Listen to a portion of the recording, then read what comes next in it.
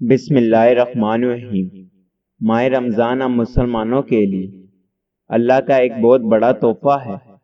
گویا کہ یہ ماہ کریم ہماری بخشش اور گناہوں سے نجات کا ذریعہ ہے۔ اس ماہ کریم کی برکت سے اللہ ہماری تمام نیکی اور جائز حاجات پوری فرماتا ہے، لیکن شرط یہ ہے کہ ہم پوری خلوص اور نیت سے گر گڑا کر اپنے پیاروں کے حق میں دعا کریں تو وہ ضرور پوری ہوگی۔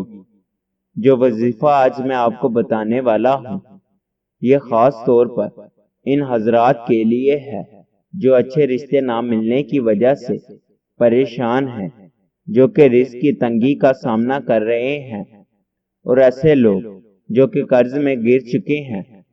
اس وظیفے کی برکت سے اللہ تعالیٰ ایسے غائب سے مدد فرمائے گا کہ انسان تصور بھی نہیں کر سکتا۔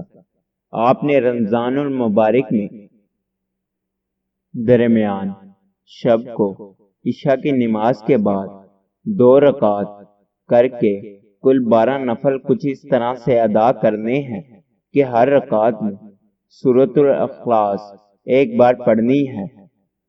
12 نفل پڑھ کر 100 مرتبہ کوئی سا بھی درود پاک پڑھ کر اس کا ثواب نبی پاک صلی اللہ علیہ وسلم کو پہنچا کر ان کے وسیلے سے جو بھی حاجت ہو وہ پورے خلوص سے اللہ کے حضور پیش کرنی ہے۔ انشاءاللہ آپ دیکھیں گے کہ جیسے کوئی معجزہ ہی رہنما ہو گیا ہے کہ چند دنوں میں ہی آپ اس کے ثمرات دیکھیں گے انشاءاللہ۔